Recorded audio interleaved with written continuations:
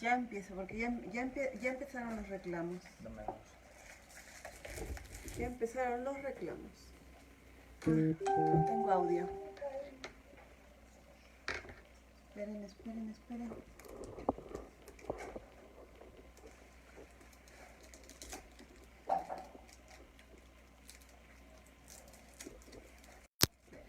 a ver si logro trabajar.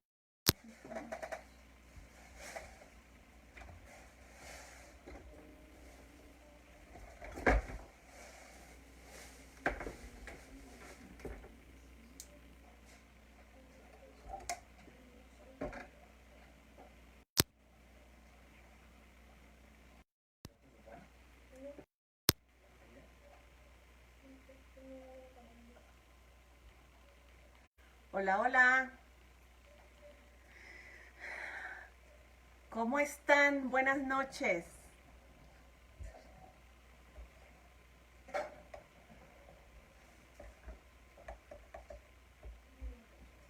Descargar.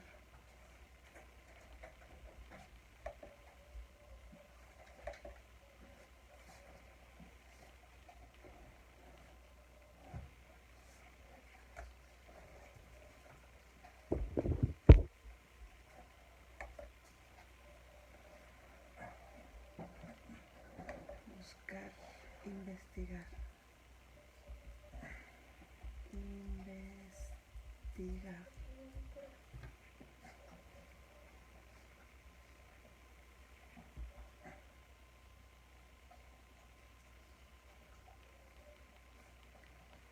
Hola.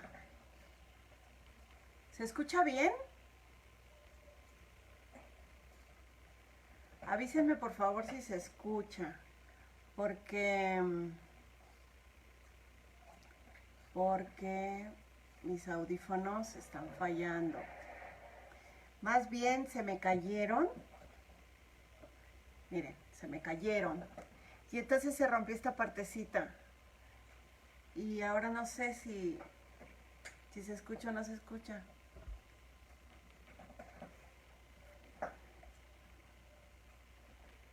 Espérenme, vamos a ver cuántos se conectan. Vamos a darles con todo el día de hoy. Le iba a poner al título de la charla que vamos a tener hoy, ya mátennos. Pero me vi muy exagerada. Me iba a ver muy exagerada. O le iba a poner ya me puedo morir. Lo he visto todo. Pero creo que me iba a sonar exagerada, ¿sí o no? Espérenme. Vamos bien. ¿Quiénes se conectan?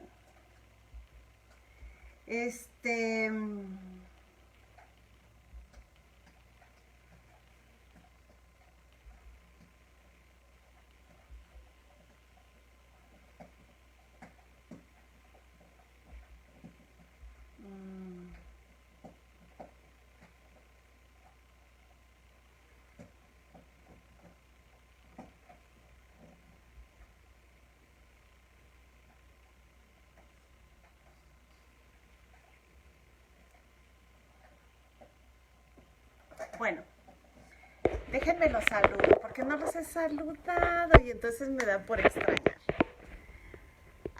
Hace un tiempecito dije, me voy de las redes sociales, basta, se acabó para mí las redes sociales, pero la verdad es que no puedo y me metí a curiosear, a ver cómo estaban.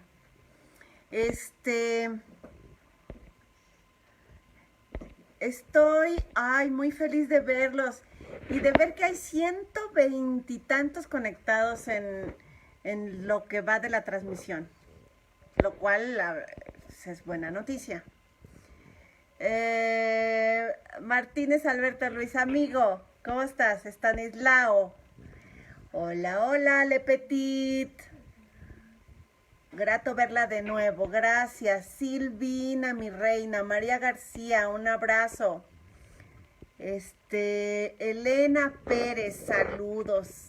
Hola maestra, dice Stanislao. Said Ramírez, buenas noches. ¿Qué ha sido de sus vidas? ¿Qué ha sido de sus vidas? Yo la verdad es que me retiré un poco de las redes. Un poco me agoté, ¿no? Tenía que estar contestando comentarios y dudas, inquietudes. Algunos me planteaban algún asunto, otros me pedían que los asesorara. Yo con mucho gusto he trabajado con muchos de ustedes en algunos asuntos que me han pasado. Pero también hay muchos comentarios que tengo que estar cuidando de gente nada bien intencionada, que no sé ni para qué se conectan. Es gente que se conecta para molestar. Entonces me agobié. Y luego unos que otro pervertido ahí, maestra, está usted bien sabrosa. Pues, ¿qué pasó? ¿Qué pasó? ¿Qué pasó? Retiro lo dicho, no dijeron sabrosa, yo lo digo nada más. Ay, espérenme.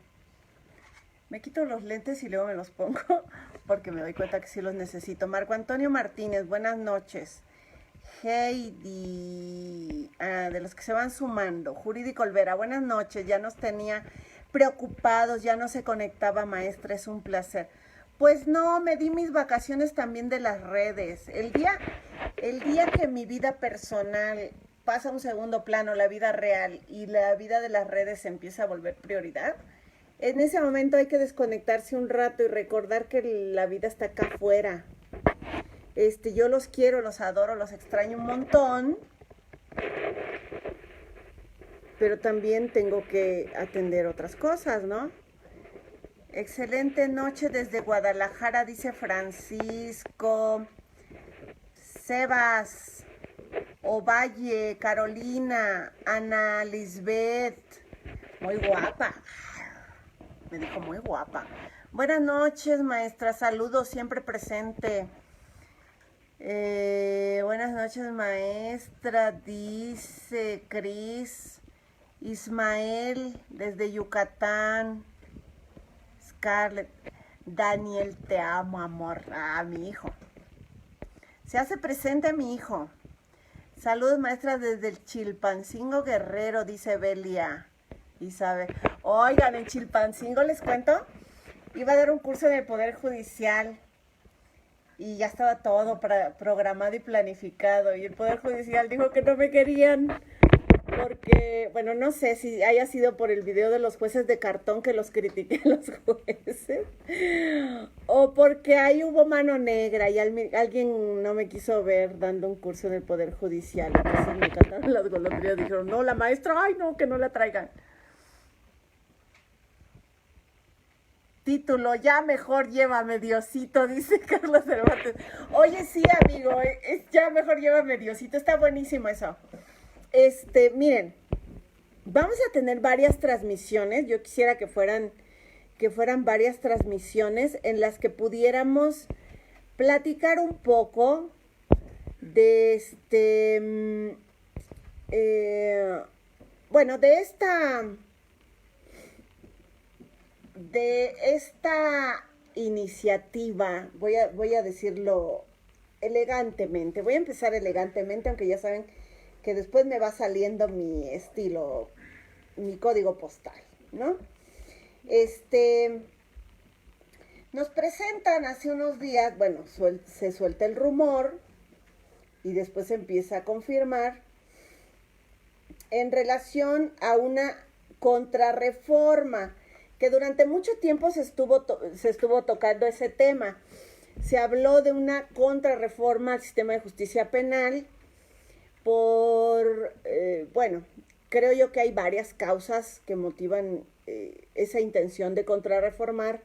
La primera es que, fíjense que cuando no se hace un cambio en el aspecto cultural y en el entendimiento que detrás de la reforma legal hay una serie de relaciones, yo siempre le llamo relaciones intersubjetivas entre los poderes que intervienen, y no entendemos que esos poderes van satisfaciendo determinados intereses, y de repente hacemos una reforma de papel sin tomar en cuenta esos intereses que están detrás, pues desde luego vamos a encontrar una serie de resistencias al sistema de justicia.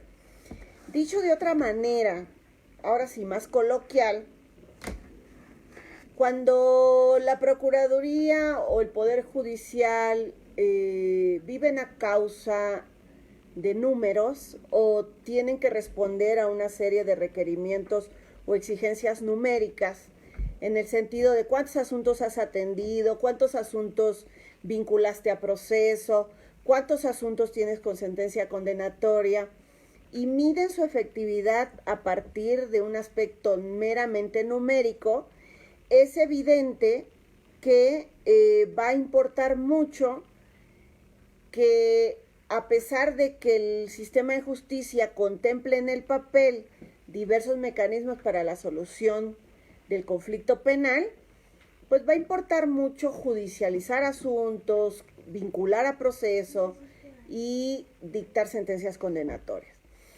Detrás de todo sistema de justicia penal hay un sistema político imperante, ¿no? De tal manera que no me quiero ver muy filosófica en esto, pero sí quiero aclarar por mi experiencia, porque además muchos de ustedes saben que yo postulo en este sistema. Me queda clarísimo que hay asuntos que se resuelven en las audiencias y asuntos que se resuelven fuera de las audiencias. De tal manera que tenemos que pensar que hay asuntos que no alcanzarían una vinculación, pero se vinculan porque en ese momento hay un interés político de que ese tipo de asuntos queden vinculados. Hay asuntos que no quedan vinculados cuando merecerían quedar, y eso también responde a otra serie de intereses que no vale la pena discutirlos aquí. Otro aspecto que tiene que ver con esta resistencia es con quiénes son y qué saben los operadores del sistema de justicia. Si los operadores se han resistido al cambio, si no se han acercado a conocer, es muy factible que esos operadores digan, este sistema no sirve, ¿no?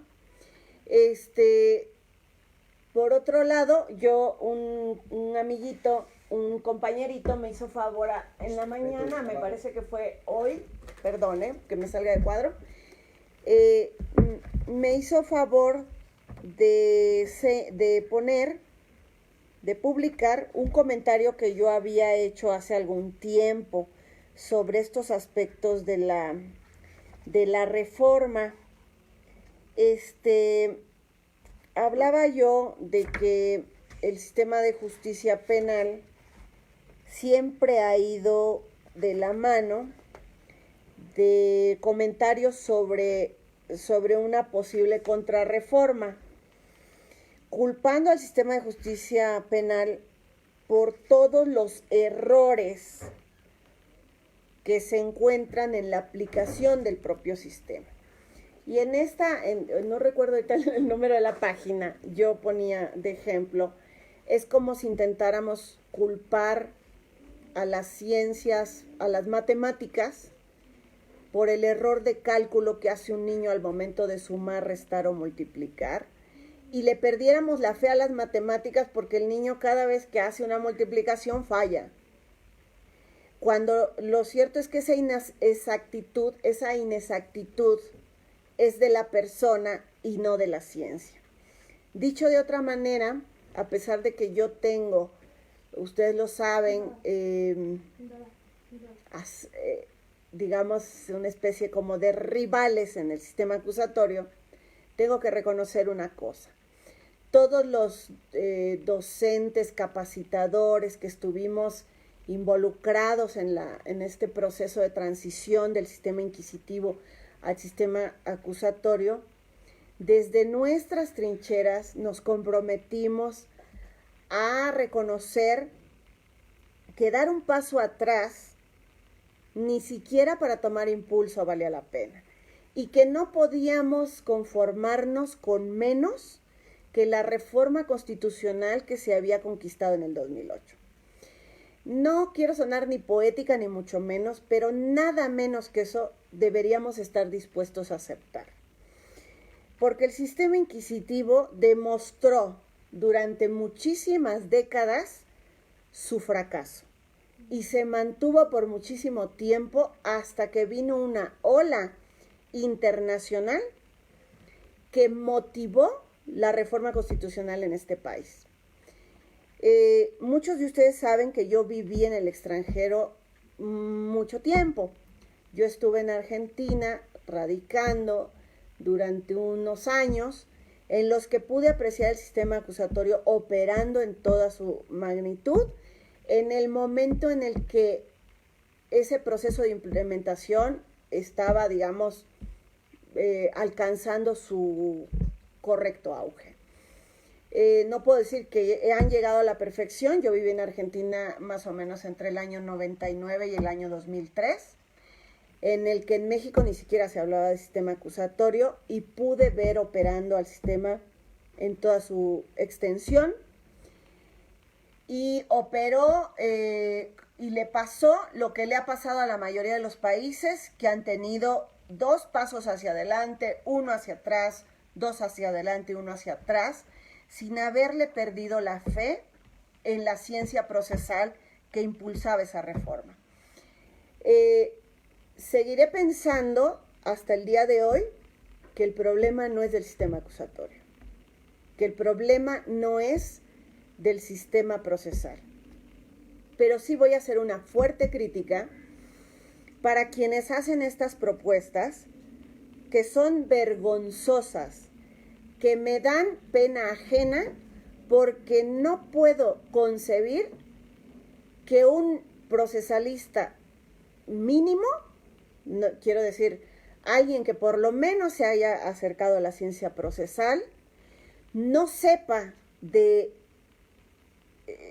base que hay presupuestos y requisitos para ciertas figuras procesales y para ciertos operadores del sistema de justicia, que es imposible que se propongan acá, en este papel.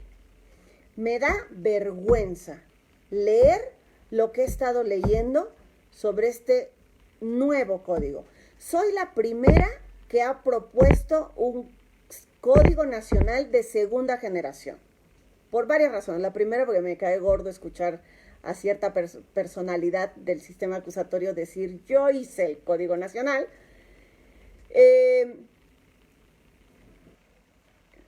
Sin embargo, las verdaderas razones es porque nuestro Código Nacional de Procedimientos Penales tiene muchos errores procesales.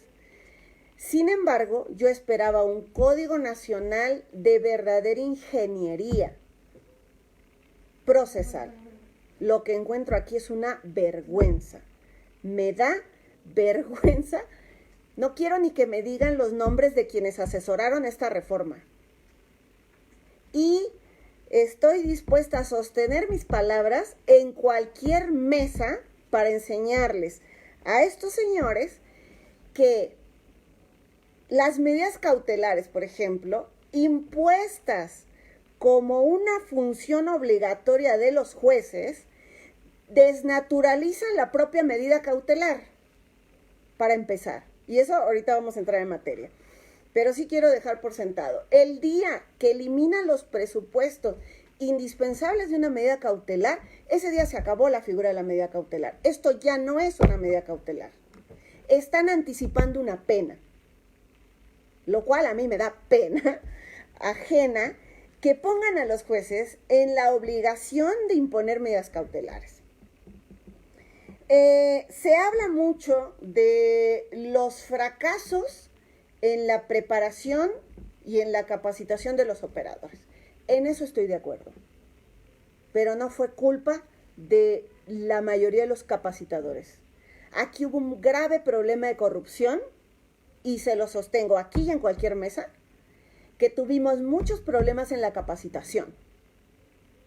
En muchos lugares se capacitó salones donde nos decían es que los operadores están ocupados y no pueden venir al curso.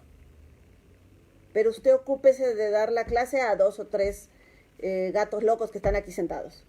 Pero también me tocó lugares donde ni siquiera hubo maestros, verdaderos maestros dando clase.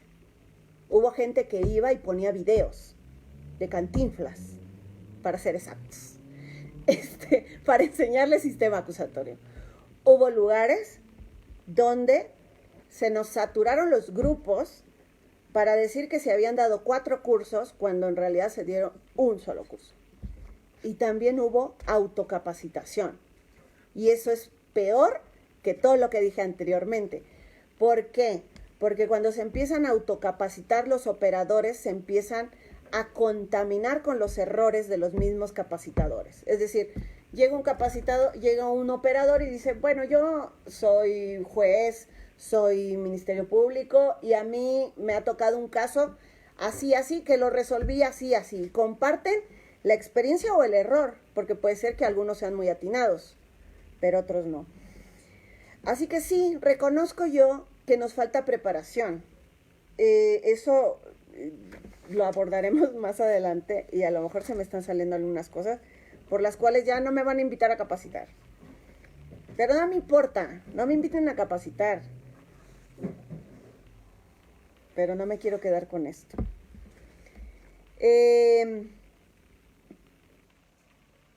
Al obligar al reconocer que el Ministerio Público y la policía han sido deficientes en la investigación, le trasladan a los jueces un deber aberrante,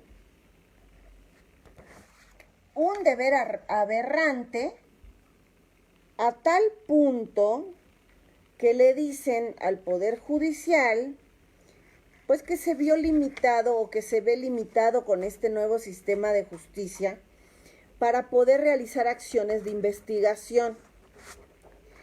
Dice, el papel del Poder Judicial se ve limitado ya que no puede realizar u ordenar ciertas acciones si las mismas no son solicitadas por el Ministerio Público, por lo que es necesario que tenga un rol más activo. Se está refiriendo a jueces que investigan.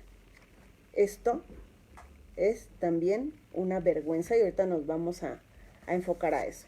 Pero entrando en materia, ya me enojé, déjenme, voy a respirar. Primero les voy a contar que estuve estudiando la exposición de motivos. Yo creo que este tema, estos comentarios nos van a llevar varias transmisiones para los que se quieran quedar a escuchar. Quiero contarles que hoy vamos a tratar 2 o 3 aspectos muy generales y en una próxima transmisión vamos a profundizar en qué consiste esta transformación, dejando algunos otros temas para después, ¿no? Lo primero que me llamó la atención son algunas menciones que hace la exposición de motivos, en donde reconoce que a casi 3 años de la implementación del sistema acusatorio, es decir, está tomando como referencia. Recuerden ustedes que la reforma constitucional que transforma el sistema de seguridad y de justicia fue en el año 2008, para quedar implementado en su totalidad en el país a más tardar en junio del 2016. En ese ínter se hicieron unas reformas en materia de derechos humanos en el año 2011, que venían a complementar toda esta transformación que se estimaba necesaria. El sistema acusatorio trajo bondades que no vamos a poder ocultar. El permitir que muchos imputados pudieran vivir sus procesos en libertad era uno de los grandes méritos del sistema de justicia. El rol activo de la víctima, la figura del asesor jurídico, la posibilidad de asumir la solución del conflicto, que las partes asumieran por ellas mismas la solución del conflicto. un sistema que buscaba que ciertos operadores evaluaran la posibilidad de imponer en una persona las medidas cautelares que fueran necesarias, el poder vivir la investigación en libertad y otras tantas figuras que atendían, yo pienso que directamente a un tema de transparencia. Adicionalmente, dejar a cada uno de los operadores en el rol específico que le correspondía. El defensor haciendo su rol, el Ministerio Público cumpliendo el suyo, y el juez como una superparte. Tengo un colega que no le gusta que le llame a los jueces superparte, pero no superparte en el sentido de que es superior a las partes, sino en el sentido de que es completamente diverso de las partes, que se coloca en una posición de privilegio, pero no por ser superior, sino porque está ajeno al conflicto, y que por esa condición de ajeneidad se vuelve un ente objetivo e imparcial para ir resolviendo momento a momento. Entonces, esa implementación se prometió que terminaría en junio del 2016 y así fue. Dice la exposición de motivos: no obstante, a casi 3 años de su implementación, están haciendo su evaluación, con 3 años de la implementación no ha dado los resultados esperados. Quiero señalar que refieren una serie de efectos que dice: hay ineficiencia de los sistemas, procedimientos de investigación criminal a cargo del Ministerio Público y la policía, sumando que le faltan condiciones óptimas para que las víctimas puedan denunciar. Y señala que destacan las estadísticas que maneja el INEGI. El INEGI tiene una encuesta denominada Encuesta Nacional de Victimización y Percepción. Estas encuestas las ha emitido el INEGI año con año a partir del año 2011. Por lo tanto, ellos señalan los resultados de la encuesta del 2017, diciendo que la cifra negra, es decir, de los delitos no denunciados o que no derivaron en una carpeta de investigación, ascendieron a un 93.2%. Si ellos están tomando como referencia el año 2017 como un año en el que ellos están haciendo una evaluación de la cifra negra, por ejemplo, de lo que ha provocado que las víctimas no denuncien, que desconfíen en la autoridad, etcétera, etcétera, y dice: el sistema no sirve. Déjenme decirles que esta estadística ha mantenido más o menos esas cifras desde el 2011, lo cual implica que esto no es un problema del sistema acusatorio. Las cifras han estado así desde la primera vez que se hace la encuesta en el 2011, cuando todavía ni siquiera se había terminado la implementación, que fue en el 2016. Por lo tanto, atribuir prácticamente como un nexo de causa a que es el sistema acusatorio el que ha generado o que no ha dado resultados porque las víctimas no denuncian, perdón, me parece que no tiene nada que ver. Adicionalmente, quiero aclarar que antes de esta encuesta nacional, si revisamos las cifras que manejaban distintas organizaciones que atienden a víctimas, verán más o menos que a partir del año 2002, 2003 y antes incluso, siempre se manejó que había un problema con esa famosa cifra negra o cifra de victimización de los delitos no denunciados o de aquellos que no trascendían, porque la víctima llegaba a denunciar y pasaba muchas horas en el Ministerio Público le pedía que llevara datos, que llevara testigos, la víctima desistió porque no creía en el sistema de justicia. Esas cifras se seguían manejando incluso desde el año 2002, que estaba el sistema inquisitivo. ¿Qué les hace pensar a ellos que volver al sistema inquisitivo va a ser mejor o va a revertir estas cifras si en su momento, cuando estaba el sistema inquisitivo, estas cifras y esta problemática de desconfianza en las autoridades, en el MP, en el Poder Judicial, etcétera, estos datos siguen presentes también en el sistema inquisitivo. ¿Qué les hace pensar? Que volver a las figuras anteriores va a traer un resultado distinto si siempre se midieron esos mismos aspectos y siempre dieron los mismos resultados. ¿Tenemos cifra negra? Sí. ¿Tenemos un problema? Sí. Tenemos un sistema que está transformándose y lo están midiendo a 3 años de su implementación.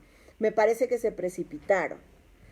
Máxime, por ejemplo, si revisan el Observatorio de la ONU del año 2002, hace una evaluación del sistema de justicia mexicano y nos dice exactamente lo mismo. Se hizo un estudio de por qué las víctimas no denunciaban. La mayoría dijo, no creemos en la Procuración de Justicia. En el año 2002 no creían en el inquisitivo. ¿Qué les hace pensar que volver al inquisitivo va a revertir los números? Ahora, los tiempos estos que marcan de una evaluación que se hace a 3 años de la implementación son tiempos irracionales. Porque recuerden que ninguno de los que estuvimos a favor de la transformación, ninguno de nosotros prometió resultados a 3 años. Muchos de nosotros dijimos, este es un cambio cultural y es un cambio generacional. Por lo tanto, no se pueden ver los resultados ahora. Ay, ya me estoy volviendo a enojar, ¿verdad? Bájale. Bueno.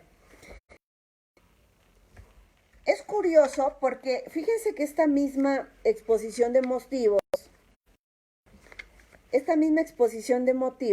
utiliza una referencia, que ahorita les voy a decir de dónde la tomó, utiliza una referencia donde el sistema acusatorio funcionó, hacen referencia a que tuvo efectividad del aparato de administración y de procuración de justicia, se acabaron ciertos abusos y mencionan, por ejemplo, un ejemplo de ello es Chile, que hasta hace 10 años después de la entrada en vigor de su reforma, las evaluaciones mostraron cambios positivos. Ellos mismos ponen de ejemplo un país al que le hicieron una evaluación 10 años después de haberlo implementado y entonces observaron un descenso en ciertas cifras. Yo les puedo asegurar que si no han cambiado las cifras, los datos en la estadística de cifra negra de delitos no denunciados, sin embargo sí han cambiado datos en otros sectores. Por ejemplo, en la conciencia que tienen las víctimas hoy para llegar a un arreglo y para poderse ir por un acuerdo reparatorio, por ejemplo. Si le preguntamos a las unidades que se ocupan de la mediación, vamos a encontrar que han sido efectivas. ¿Por qué no revisamos también los otros números? Porque un estudio aislado no me va a dar los resultados que yo estoy esperando. Bien, pasando a otra cuestión, porque no me quiero enfocar solamente en ese tema de estadística, la exposición de motivos utiliza las referencias que hacen ciertos actores políticos sobre el supuesto colapso del sistema, ¿no? O un colapso de los procedimientos. Por ejemplo, utiliza la referencia que hace Luis María Aguilar Morales, que es ministro de la Suprema Corte de Justicia. Dice, estamos en una etapa de judicializaciones por pura flagrancia de delitos de menor impacto y en general de cargas muy por debajo de lo que a estas alturas ya debería ser, ¿no? Esto atacando un poco la actuación de los operadores. Si no se fija como meta una justicia de calidad para los mexicanos, el sistema de justicia penal corre riesgos. Me parece clarísimo. El presidente de la Comisión de Justicia del Congreso del Estado de Michoacán dice, hace falta preparación. Diego Valadez, exministro de la Corte, señala pues que hay una serie de inconsistencias académicas en los que se requiere que haya preparación y que haya colegiación. La Comisión de Derechos Humanos también convoca a los operadores a que hagan hagan un máximo esfuerzo para el beneficio del país. Se habla mucho del tema de la capacitación y comenzamos aquí a encontrar pues unas cuestiones, ¿no? Aquí quiero mencionarles que después de hacer estas referencias, me llamó mucho la atención las citas textuales que hicieron en páginas completas, donde hablaban de que había una ausencia de una verdadera conducción de la investigación del Ministerio Público, lo que genera deficiencia en la integración de las carpetas. Y luego dice, diversos actores políticos y algunos funcionarios aducieron que el sistema parece una puerta giratoria. Y dije yo, ¿dónde están los datos y las cifras que sustentan eso? ¿Dónde están los nombres de los actores políticos y los funcionarios que sostienen esto que están señalando aquí? Y me doy cuenta que esto es de vergüenza. Una exposición de motivos lo que hace es tomar una fuente abierta, por fuente abierta vamos a entender un artículo bajado de internet, lo pegaron acá sin ni siquiera advertir si tiene sustento. Con todo respeto para quienes escribieron este artículo, que aparece en una página que se llama Foro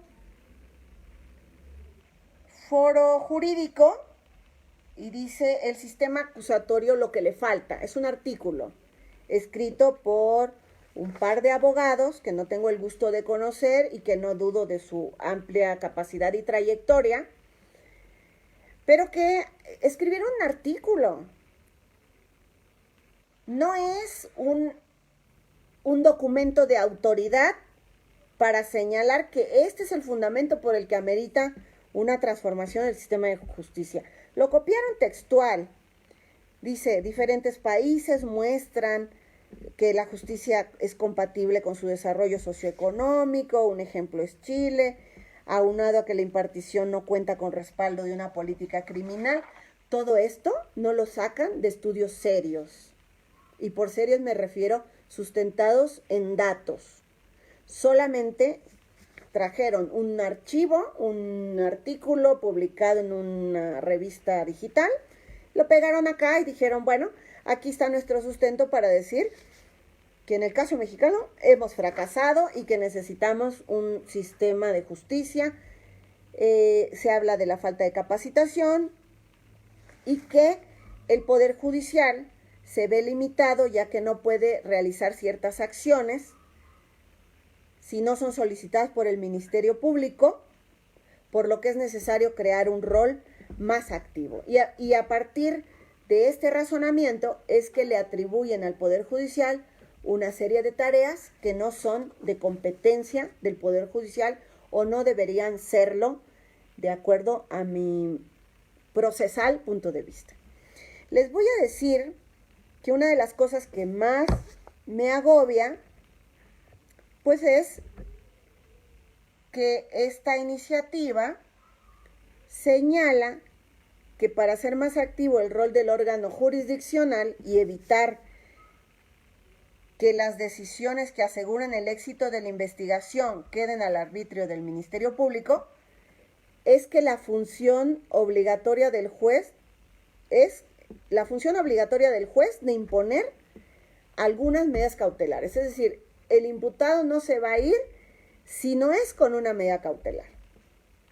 Cuando se torna obligatoria la medida cautelar, lo primero que hay que aclarar es que procesalmente se violenta un requisito que le da existencia al propio acto, ¿no? Se le llama en el ámbito procesal presupuestos de las medidas cautelares.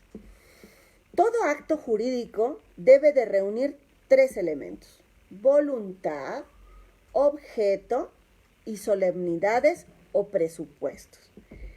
Hay actos jurídicos para los cuales se requiere que previamente se cumplan ciertos requisitos para poder ejecutarlos. Y como acto jurídico, la medida cautelar no está exenta de presupuestos. Básicamente hay 2 presupuestos que se requieren en toda medida cautelar. La primera es la apariencia de buen derecho. ¿Qué es la apariencia de buen derecho? Ya lo he dicho en otras ocasiones. Dicho con palabras cortas, lisas y llanas, la apariencia de buen derecho es la convicción, por lo menos en grado de alta probabilidad, así le vamos a llamar, de que el derecho invocado por una de las partes es cierto. Por lo tanto, el Ministerio Público tiene que generar en el juzgador dos tipos de cognición, dos tipos de conocimiento. El primero se llama cognición primaria. En la cognición primaria, ningún juez impondría una medida cautelar a menos que no tenga en grado de probabilidad la creencia de que el hecho con apariencia de delito existe. Nadie impondría una medida cautelar si por lo menos no creyera que el hecho que le están planteando existió. De tal suerte que le narran un hecho. Señoría, el día fulano de tal, el imputado llegó a su casa, lesionó a la víctima porque no había preparado la cena, la jaló de las greñas, la tiró al piso, la pateó y se echó a correr, ¿no? Salió corriendo del lugar.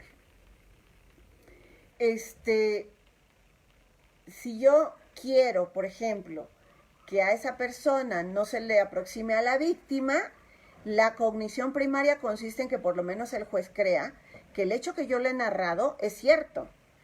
El segundo aspecto, la cognición secundaria, es sobre el riesgo procesal que yo le estoy invocando.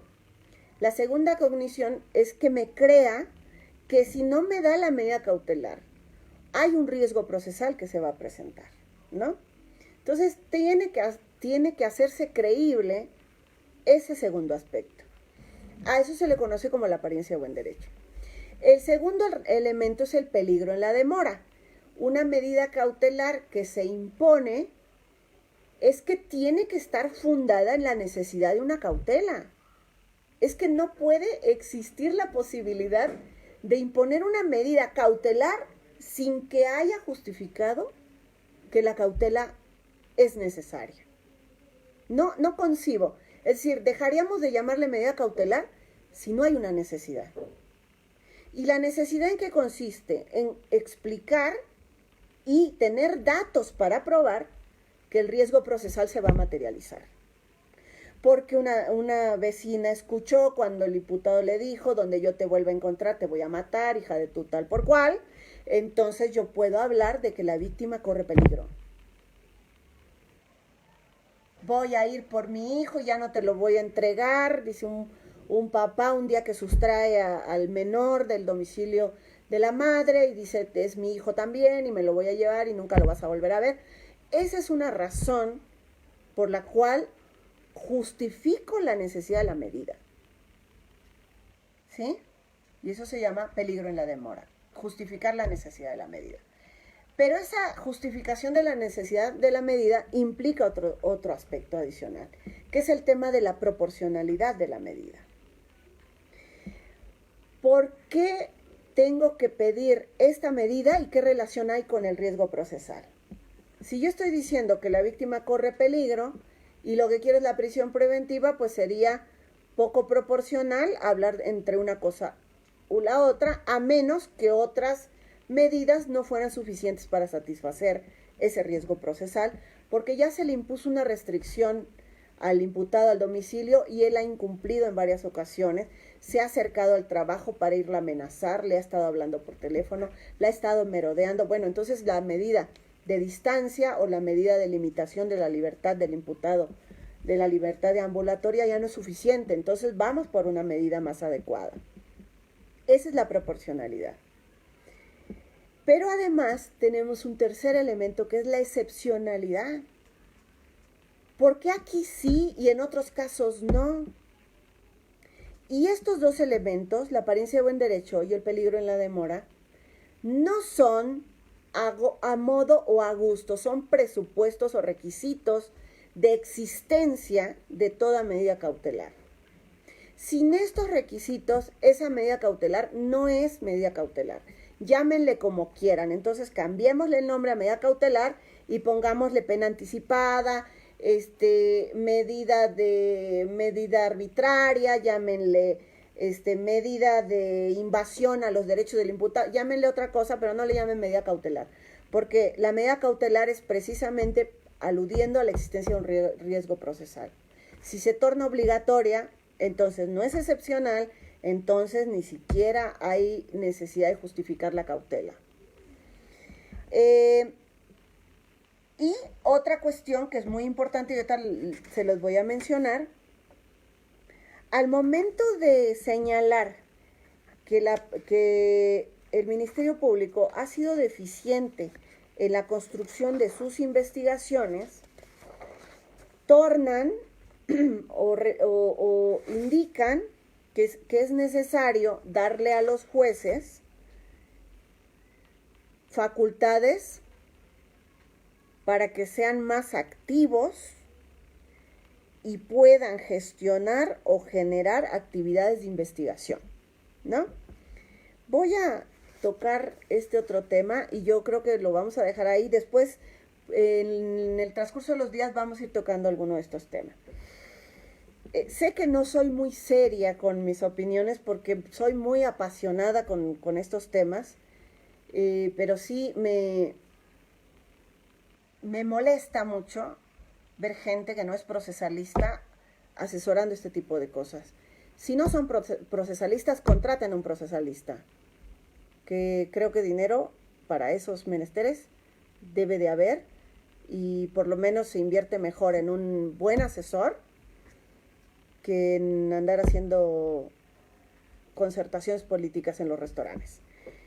Fíjense bien, cuando nosotros hablamos de un sistema equitativo, hablamos de un sistema en el que se van a llevar a cabo dos tipos de control. Un control llamado horizontal, que es el control que hacen las partes mutuamente.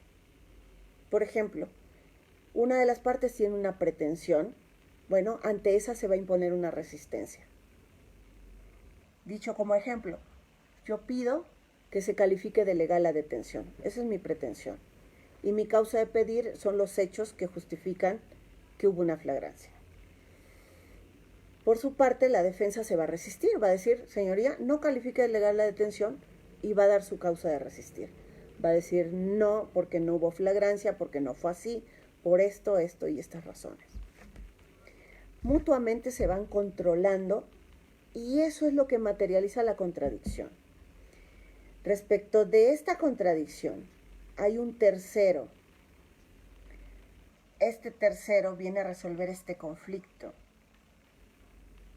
Y ante él llevamos ejercitamos la acción, precisamente porque en el mundo material estos dos ya no pudieron resolver el conflicto.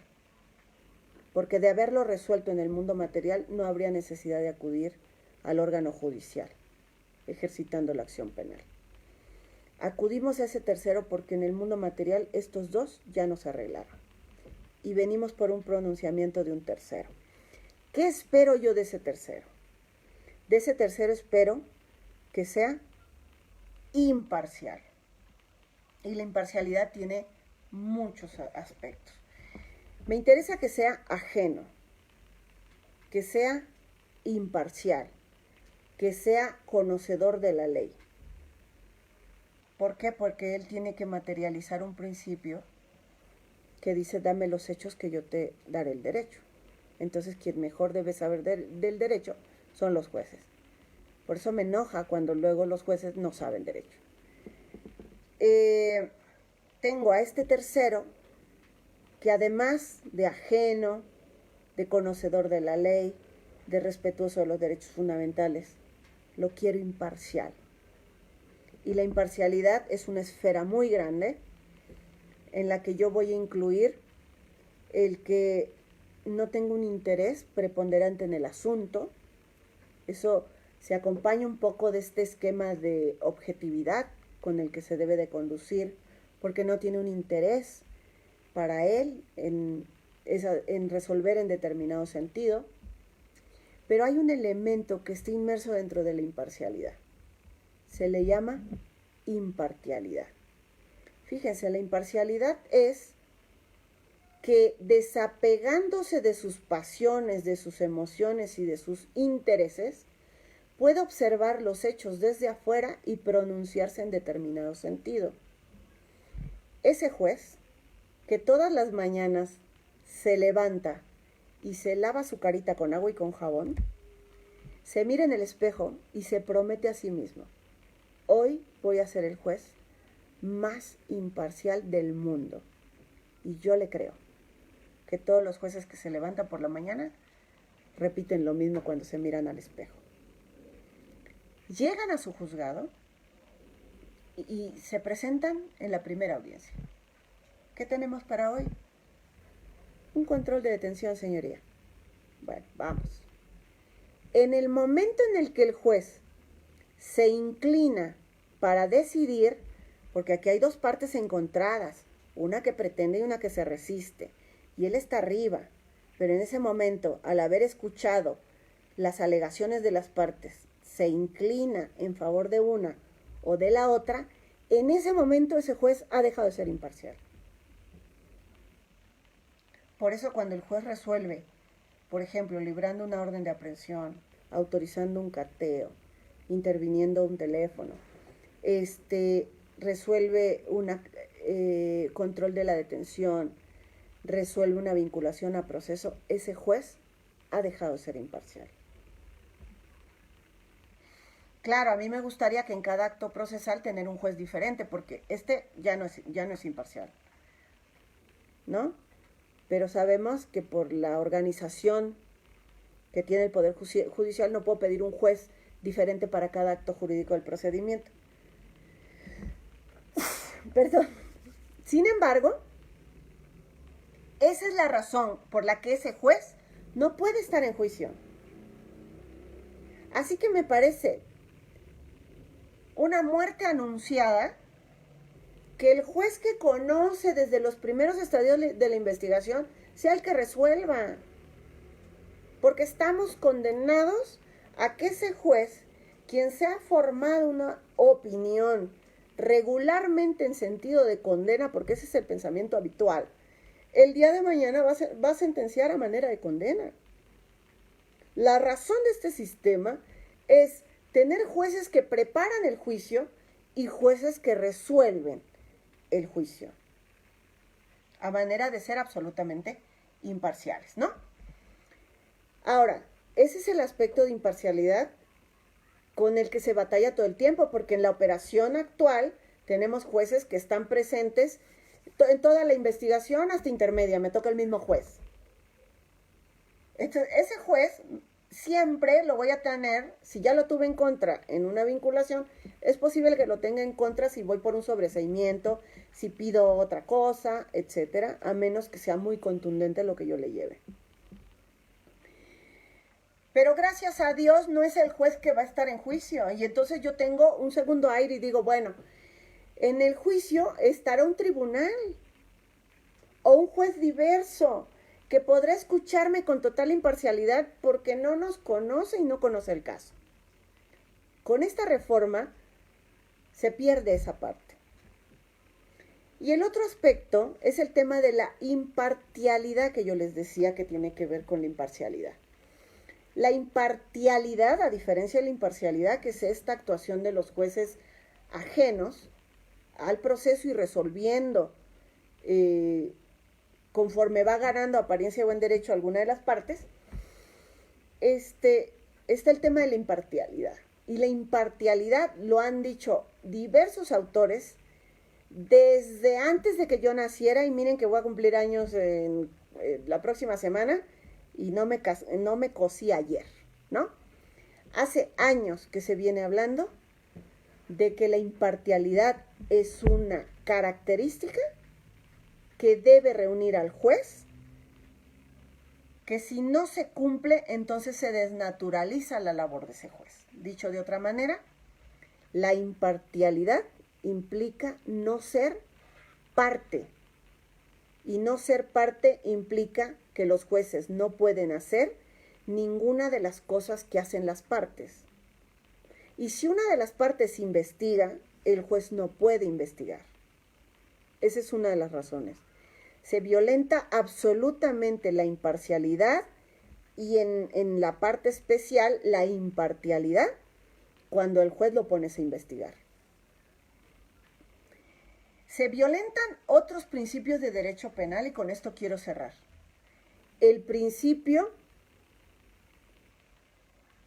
de indubio pro reo. ¿Por qué? Porque cuando un juez duda, debe absolver. Si a mí me plantean, por ejemplo, yo sé que está también la propuesta de desaparición de la vinculación a proceso, que nos ocuparemos de ella en una transmisión. Si a mí para una vinculación a proceso me plantearan un asunto en donde a mí me queda duda si el imputado participó, yo no vincularía a proceso. ¿Estamos de acuerdo? Pero si me dan facultades de investigar y yo digo, a ver, espérame, no me queda claro si el imputado participó o no, pero tengo facultades de investigar, entonces voy a mandar a investigar. Si estoy investigando, ¿para qué investigo? Si yo tengo dudas. Y si tengo dudas y la Constitución me dice en caso de duda absuelva, ¿por qué estoy investigando? Porque estoy buscando elementos para culpar. Y en ese momento, cuando en lugar de absolver, ante la duda absuelva y yo ante la duda investigo, entonces no estoy siendo imparcial, porque si investigo, yo tengo dos cuestiones. Si creo en la inocencia, absuelvo. Si tengo duda, absuelvo.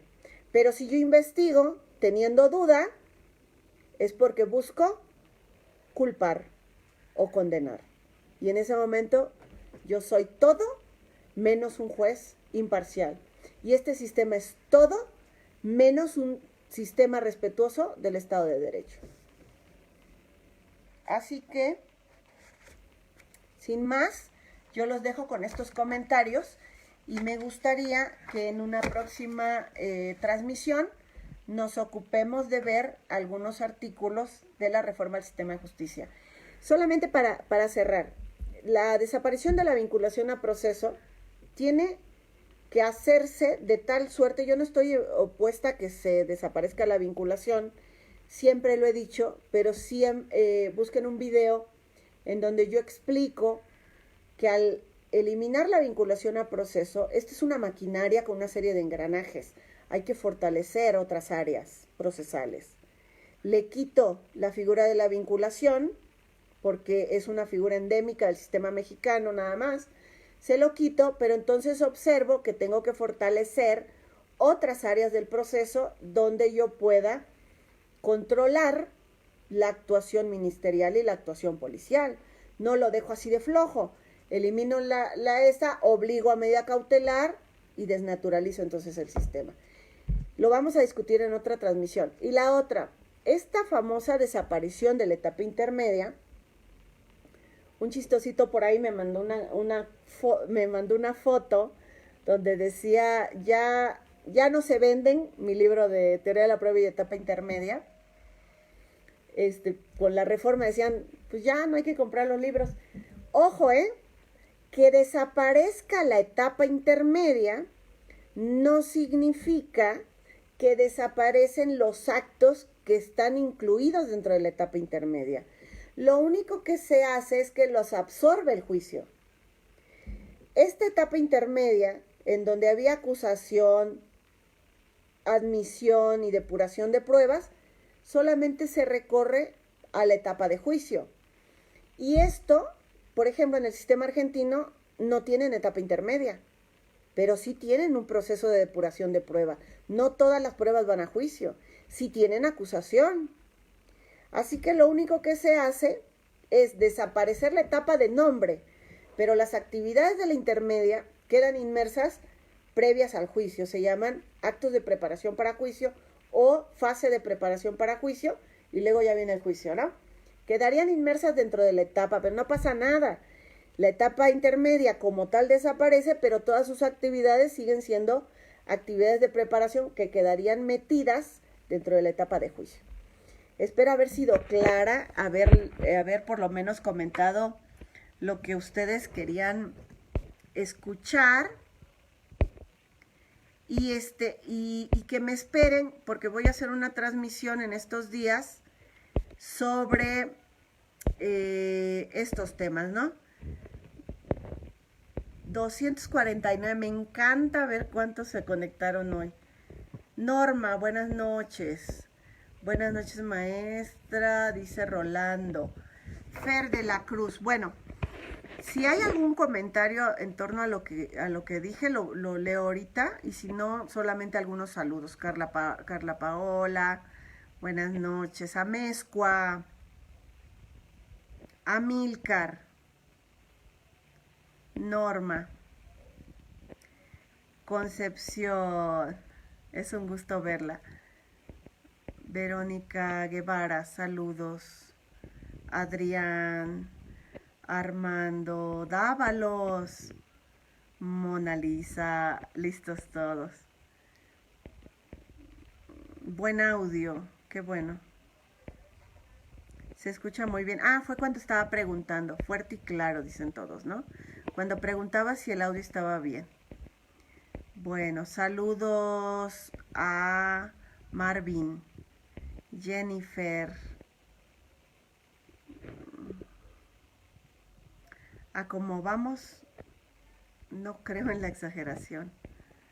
Título, ya mejor llévame, Diosito. Esa me gustó, ¿eh? Saludos a Chilpancingo Guerrero, a Ivonchis.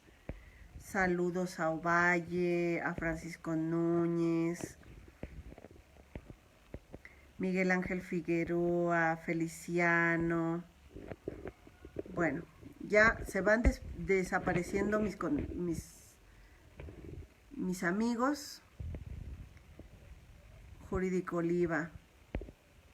Los dejo, les mando un abrazo y me quedo fuera de línea para contestar sus comentarios.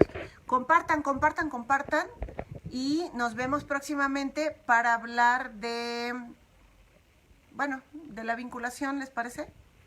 Un beso, cuídense mucho.